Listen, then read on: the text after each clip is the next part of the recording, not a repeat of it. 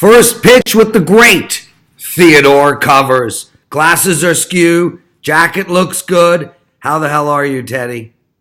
Glasses askew? Yeah, your glasses are a little skew. They're just sitting on my face, man. Okay. Fine. How are you today, Lawrence? Face is skew. He's Teddy Covers, and I'm the Prez.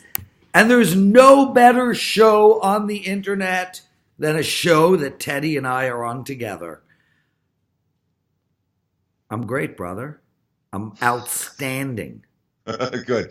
We put everyone to sleep already. So you know how you watch the tracking on the videos, and you can see where everyone clicks off and onto the other video. Yeah. You know, okay, this is how many people are retained after 30 seconds. This is how many people after a minute, after 20 minutes. Yeah. So with us on the intro, we're losing half our audience the first 30 seconds, dude. Minimum. Well, bugger them. That's a very Canadian phrase. How you doing in betting right now? I haven't been following you, I must admit. The baseball's been pretty good, and the hoops have been pretty good. I lost, unfortunately, a big ticket last night on the Rockets with 2 free throws with however many seconds. I watched the ending, and Teddy, obviously this is a baseball show, but let's talk a little basketball for a sec. Sure, it wasn't a right side. No, it wasn't. And I was on Houston as well last night. But what baffles me, brother, is why they bother fouling. Is it just something that is so ingrained in the culture of basketball? Yes. And the refs look to call it. You see that happen in college all the time where some team's up 9 and there's 3 seconds left. And the refs are just, the players are used to doing it and the refs are used to calling it. And that's just how it goes. It's unbelievable to me. But anyway, yeah, we almost had a miracle cover with Houston last night with the inbound pass from Golden State. But it is what it is. I'm also doing really well in basketball right now on a 3-1 run. And in baseball, I'm doing outstanding. But hockey, oh my God, Teddy, you want to make yourself a whole lot of money? Fade the Prez's hockey plays, that's for sure. You're struggling in the postseason, huh? It's actually been a nightmare for me. That's not typical for you. No. What's going on? And last year, my postseason was 22-9. And now it's like 9-300. Well, I'm sorry to hear you're struggling. So what do you do when you're struggling, Lawrence? Try to get as many blowjobs as you can, and Last night I told my girl I was on the opposite sides of what I was on to see if that could work. It didn't. I went 0-1. Let's get to it, dude. Seattle minus 105 tonight against the Chicago Cubs. What do you want to talk about, brother? I've lost interest in the show already. Tell me who's going to win. Thanks for watching. Enjoy the games and good luck. Yeah, exactly. Yeah, I got no problem with that. Right now, especially if you're going to do this, let's just bounce all over the place. Me and you were fighting about rotation orders last week. Yeah, we're not fighting about that shit no more. It's my show. I'm doing what I want. So talk to me about Seattle. I'm going to talk to you about the Cubs and the fact that I don't trust John Lester. The markets don't trust John Lester either. That's why this number has been bet up. Last year, for much of the season, it appears as if Lester was living on borrowed time. His advanced metric stats were lousy. His hard hit ball rate was lousy. We saw that certainly early in the season, and yet this veteran, despite some, what do you have, a left hamstring strain? He was on the DL for 10 days. Came back and pitched well, and that's what a savvy veteran does. Even without his best stuff, he finds ways, and Lester's done that. The markets don't support him. I don't trust him either. I can't lay a price with the Cubs today, but and certainly not the way the Mariners have hit. All that being said, I don't trust Gonzalez either. He hasn't given up a home run in 7 straight home starts. That's one shy of the team record, and the Cubs, they're a team that hits home runs in bunches. So a pass for me. Nothing I was even close to getting involved with. Yeah, pass for me too. I mean, I don't know what to make of the Seattle team right now. 3 losses in a row, 6 of their last 8. And the Cubs, 3 wins in a row, put up a lot of runs. I mean, maybe the over is the way to play this. Yeah, the markets have already moved to the over. 8.5 bet up to 9. Yep. And of course, we talk about key numbers in MLB. We talk about it all the time in the NFL, 3s and 7s, 3s and 7s. In Major League Baseball, when you're betting totals, you be aware the totals are around 7 and around 9. What do we have? 4 different games, 5 different games, and 4-3 last night. 7 and 9 are the two key numbers for MLB total betting. And you'll oftentimes see the action spurring the totals all around those key numbers, just like you do in the NFL. When a game comes 3, minus 120, you know it's going to 3.5, and the bettors do what they're going to do. So, yes, be aware of the total. 8.5 already bet up to 9. Get off your phone. I got to text Rick and tell him I'm moving the time of our meeting. Bite me, dude. The funny part about it was I was just going to ask you if you could get mad at me, and I didn't even need to. Yeah, you do stuff that's already so annoying and so rude and so disrespectful. Should I flex? It's very easy to get mad at you. Should I flex? Generate it, you know? Well, your biceps don't show in that, dude. He's Teddy Covers. I'm the Prez. You can find Teddy at sportsmemo.com, wagertalk.com, and me, as always, at wagertalk.com. We're the largest YouTube sports handicapping channel in the world, WagerTalk TV. And Teddy, you and I are both playing the seniors event this year at the WSOP, Thursday, June 13th. Listeners, if you're heading down, let us know. We'll all get together for breakfast or something before the event starts.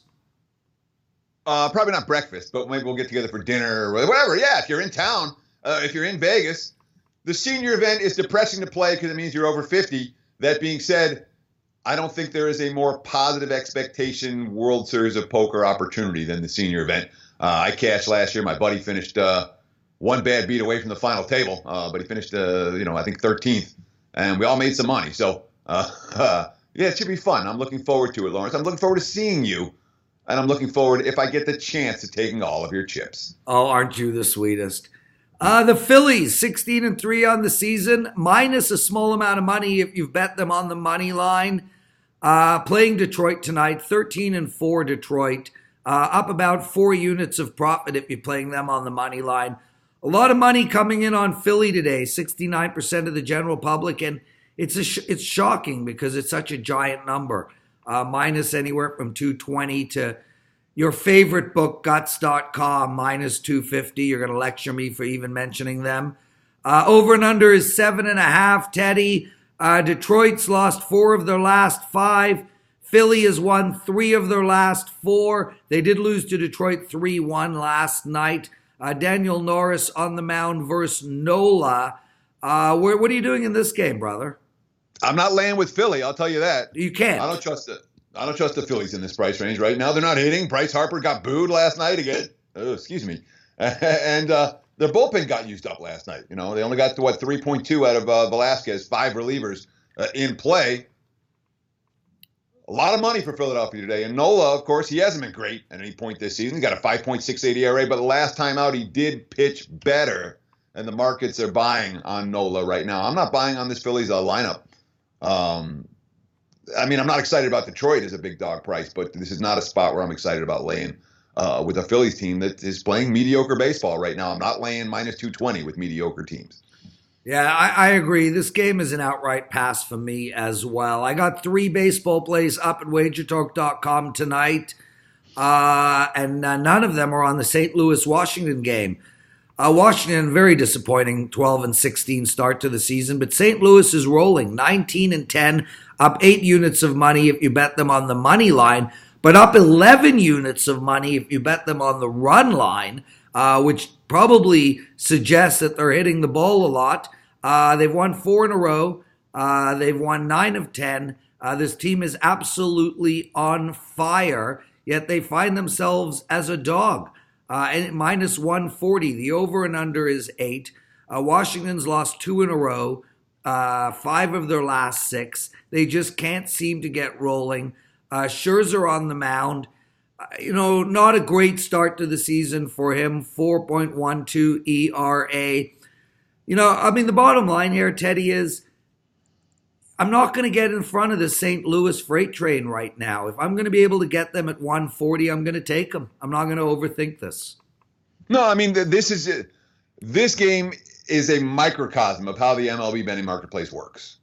Okay, the MLB betting marketplace does not pay any attention to current form. None. They really don't pay a lot of attention to bullpens. When it comes to lineups, a little bit, but most of what lines are based on are starting pitching. Yep. Scherzer's an ace. Scherzer's a multi-time Cy Young Award winner. Scherzer's pitched brilliantly his last couple outings. Mikolas has not. Hence, Washington's the chalk. You say which of these two teams is better? St. Louis is a better team. Say which of these lineups is hotter? St. Louis is a hotter team. You know, Nats got 3 of their 4 starting infielders on the DL right now. But starting pitching controls the betting marketplace in a way that nothing else does. Hence, Scherzer laying 160. I'll put it this way. You're not seeing me laying $160 with Scherzer today. The Nats are not the better of these two teams. Yeah, agreed. And sometimes, Teddy, you know, I mean, we study these games in depth. I've got a team of guys that work under the Prez brand, and we go through all the advanced metrics and, you know, spend hours and hours taking apart every game. You know, sometimes the simple approach is the right approach. And, you know, I get it about starting pitchers, but we see I mean, you know, no matter how good Scherzer's last outings are, he's literally 1-3 on the season. I don't care what his record is. I care what his team's record is. His team's 1-5. 1-5. 1-5 with him pitching. So yeah, I mean, you don't get too caught up in, you know, the advanced metrics are very important, but the bottom line is we've got a better team who is very, very hot right now and who's hitting the ball well. St. Louis is the play for me. Cleveland at Miami. Miami 8-12 on the season. Cleveland 16-12. 8-21 on the season. Cleveland 16-12. I mean, here we have another situation where one team is way better than the other. And you're not paying a big price here. Minus 135, 137 for Cleveland. Teddy, we have an over and under of 6.5. And Caleb Smith has been absolutely outstanding this year. I get it. No chance I could bet under 6.5. Kluber has not had an outstanding year to date. You know, even if you look at his last 3 outings, it's an 8 ERA. You know, do I think Miami is live here, even though they're the favorite? Yes, but again, going back to what we're talking about with St. Louis and Washington, I'm just going to take the better team in this spot at a short number of 135. It's a completely different situation than St. Louis and Washington in the sense that St. Louis is the dog. You're getting the better team. Right, I get that. Whereas Cleveland, you're laying a price. Now, you're laying a much better price than you were in the overnight line. It was minus 160 last night. The markets have been wrong on Caleb Smith just about every game. His numbers have been really good. Oh, yeah. Won each of his last 3 starts. He's given up just 2 runs in 18 innings, 22 strikeouts during that span. He's been brilliant. And the money coming in Marlins game, there's been heavy money. 2 starts ago, the money poured in on Smith. Oh, he didn't win. I guess they did. But then last time out, the money, they adjusted for Smith. The money came in against him. And I'm like, and he pitched another brilliant effort. Yeah, 3-0 in his last 3 games. 1 ERA. That's what I just said. You want to start with me, Teddy? You want to start with me? Bring it! No, I want to get through these baseball games so that I'm giving you a 2 of diamonds. That our viewing audience can actually get something of benefit from this podcast as opposed to you and I bitching at each other. Worth noting, Smith ranks among the top 20 in MLB in least amount of hard hit balls, just 21% for the season. He appears to be a bet on hurler. Cincinnati against the Mets, 12-17 Cincinnati team, 15-14 New York Mets team. You know, Cincinnati, I'm waiting for their bats to come alive here, brother. We got a 6.5 as the total. Again, that's 2. We've got the New York Mets at minus anywhere from 184 to 190. DeGrom, 0-3 in his last 3 starts with a hair under a 10 ERA, and they want me to pay minus 190 to bet this team. Not gonna happen. I think Cincinnati's a live dog tonight.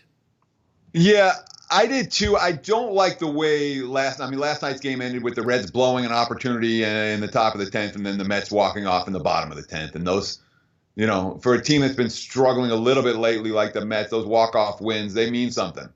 And I hesitate sometimes to bet against a team with their ace on the hill following a walk-off win. That being said, you nailed it. Is DeGrom an ace right now? Yeah, I'm thinking a no on that. All been ugly. He couldn't get out of the fifth in any of them, struggled with his command, 7 walks over his last 2 starts. He gave up 3 dingers in one game and 2 in the next. And, of course, the Mets on the wrong end of all 3 of those losses by 4 runs or more. You don't trust this Mets bullpen behind him. Yeah. I'm with you. It's Reds or pass for me, even though it's a pass. Even though it's a pass. He's Teddy. I'm the Prez. It's first pitch. You can hear us Monday to Friday. Ralph Michaels, actually Tony Finn on first pitch tomorrow. So make sure to check that out. And also listen to Puck Time today. Me, Alex, and Carmine. And Morning Joe, where we look at the NBA slate. Myself and the great Ralph Michaels. San Diego Padres, I bet them last night, Teddy. I only had 1 game. I took them at plus 100. They covered for me. It was a nail biter at the end. They're playing Atlanta tonight. The over and under in this game is 9. And, I've been talking about taking the unders in San Diego all year long. They're 12-16 to the under. And I'm talking about taking the overs in Atlanta all year long. And they're only 2 up on the overs. Bottom line for me here, Teddy, is I actually like under 9 in this game. Where are you going? Well, Max Fried has been an under 9 kind of pitcher of late. And his numbers for the season are going to say, they're pretty good. Dude, you've got a Jacob deGrom at 8 ERA or whatnot in his last 3 games, and it's a 6.5 on the board. Max Fried is a 4 ERA, and it's a 9 on the board. Right. ERA is not a stat that I use a whole lot. Exactly. Yeah. The advanced med, the XFIPs, the Sierras, the FIP are definitely better predictors of future success than ERA is. ERA is what you find in the mainstream sites, and that's, something that a lot of people talk about. But I'm on my phone again, Teddy. I'm on my phone. All right, good. Anyhow, yeah, Fried's been an over machine. 9-4. I guess he had the one good start against the Rockies in Colorado, but then 9-6, 11-5, 8-4. His last, 4 of his last 5 starts have flown over the total 12 runs or more, and all of them. We've seen the gopher ball start to show for Fried. The strikeout rate's still really good, but the fly ball rate, not what I like to see from him either right now. I'm not betting this game under. And Atlanta's not an under. I wouldn't bet Atlanta under with your money. This lineup is good. This bullpen is bad. Those are not teams that we bet. I agree conceptually. I've been, telling everyone to bet the over blindly on Atlanta all year. I'm thinking under tonight. Colorado Rockies at Milwaukee, 13-17 for Colorado, 17-14 for Milwaukee, and both teams, Teddy, are playing to the under. Again, we have a 9 on the board. Milwaukee is minus 150 to 160 tonight. Colorado's lost 3 in a row. Milwaukee's won 4 of their last 5. I don't want to put down 160 on this game. I like under the total here, Teddy. Anderson's pitching really well in his last 3 games. Under 2 ERA, 1 WHIP. I'm going to take the under. Go ahead, Teddy. Start with me. Yeah, I don't even know where to start. All right, so let's start with what the line actually is in this game, which is minus 145, not minus 160. Okay? I said minus 145. You said I don't want to lay minus 160 with him. Okay, Sports Interactions has them up at minus 160. It was the first line I saw. Just get on with it and stop picking on me all the time, you idiot. Bring something, man. You're doing a pod. You ask people to watch. Bring your prep. Chase Anderson is the Brewers. He's the bullpen guy. We'll put it that way. His last 3 outings, he pitched 1.1, 5, and 4.2. Last time out, 12 fly ball outs compared to only 3 ground ball outs, 3 walks compared to only 4 strikeouts. The markets do not like him. They continue not to like him. The advanced metrics on Mr. Anderson are not pretty. So even though he's won his last 3 starts, the Brewers have won his last 3 starts. I should say he hasn't won any of them. No, he won one of them because he got through 5 innings. But even though the Brewers have won his last 3 starts, the markets are looking at Chase Anderson and saying, this is your bullpen guy. He's not your ace. And there's a little bit of support for the Rockies' young lefty. All that being said, Milwaukee's a lot better than Colorado. This is another one of these games where the starting pitching matchup doesn't necessarily correspond with how good the two teams actually are. Brewers are hitting, Rockies aren't. And until those Rockies bats actually wake up, I want no part of Colorado. 4 more games to talk about. Baltimore Orioles on the road playing the White Sox. Both teams trend to the over, and I think we're going to see that all year. Chicago just beat Baltimore 5-3. We have an 8.5 on the board.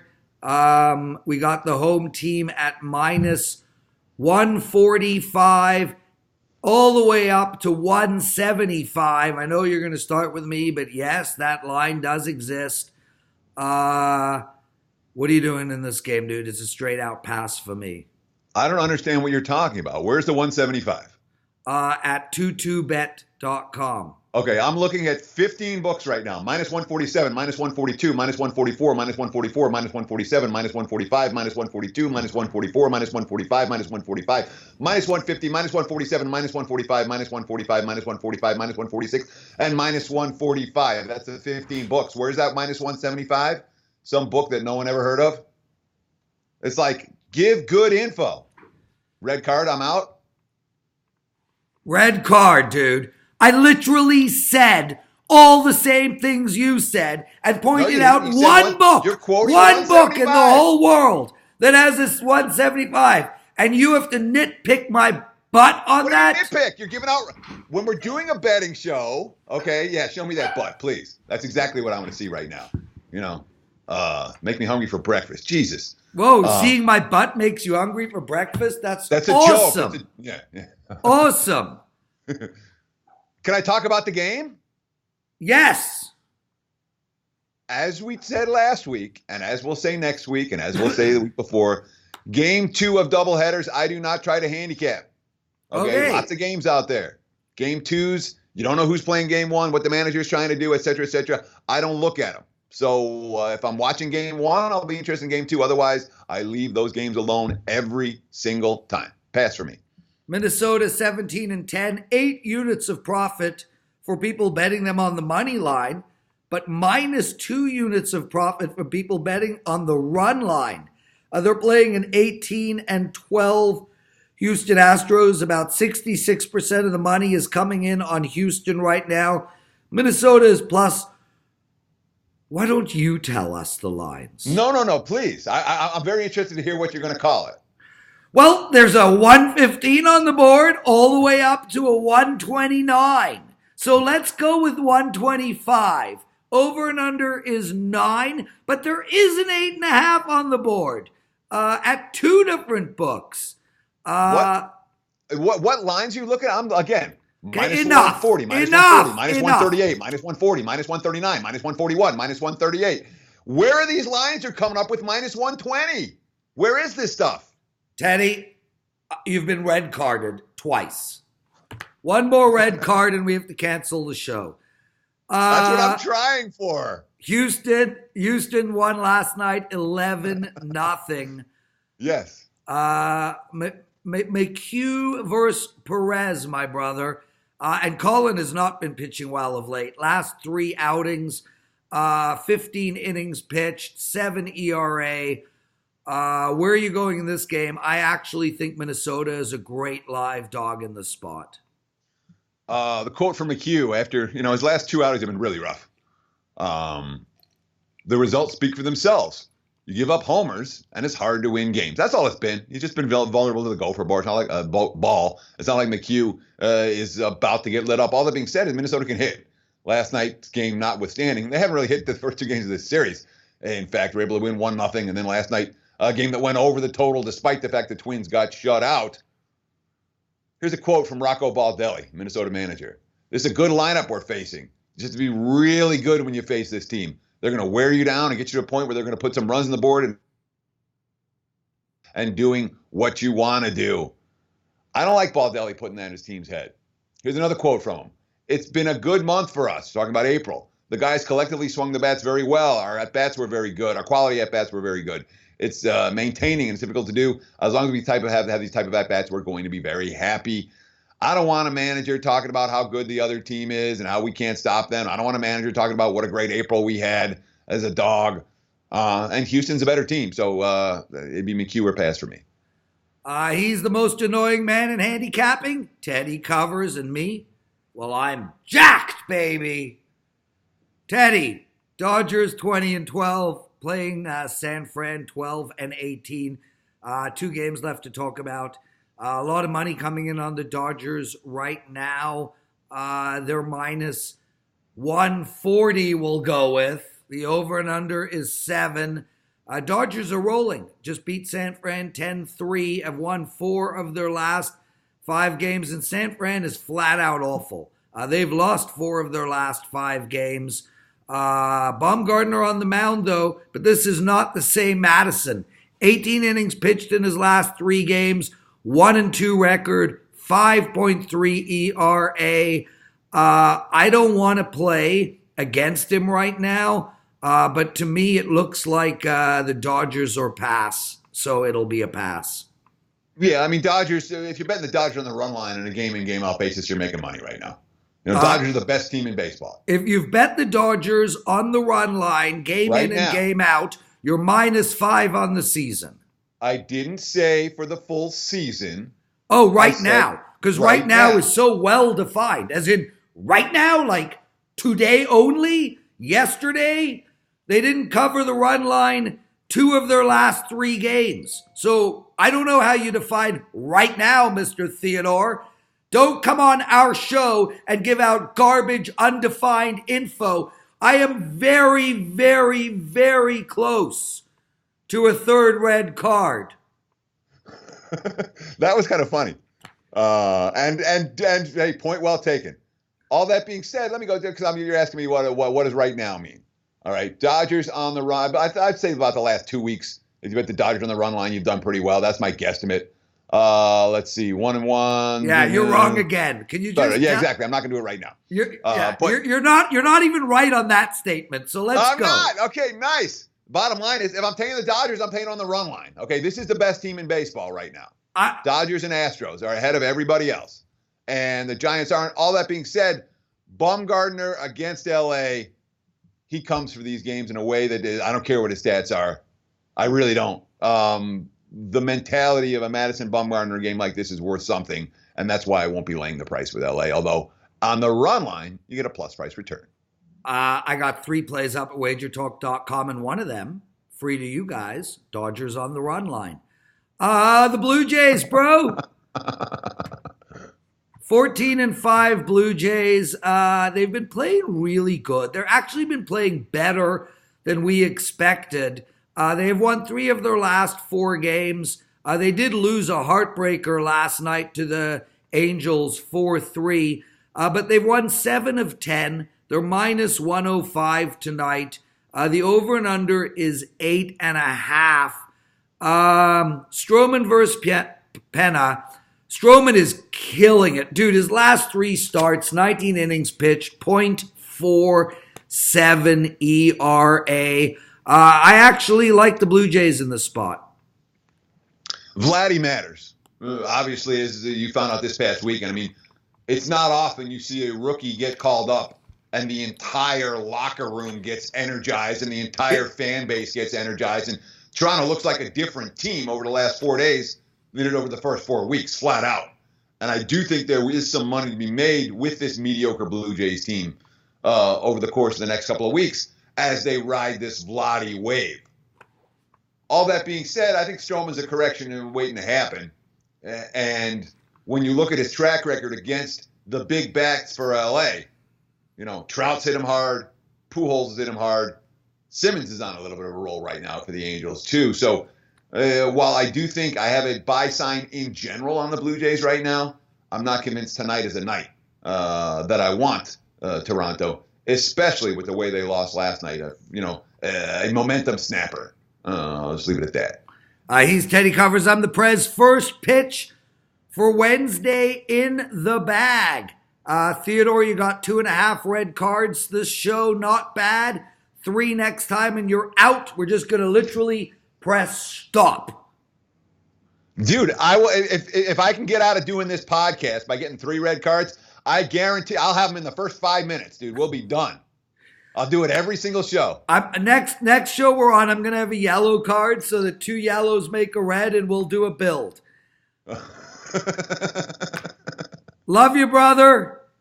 Yeah, always a pleasure, Lawrence. Have a great day. Best of luck to our viewing audience. Thanks for watching and spending some time with me and the Prez on a Wednesday. Cheers.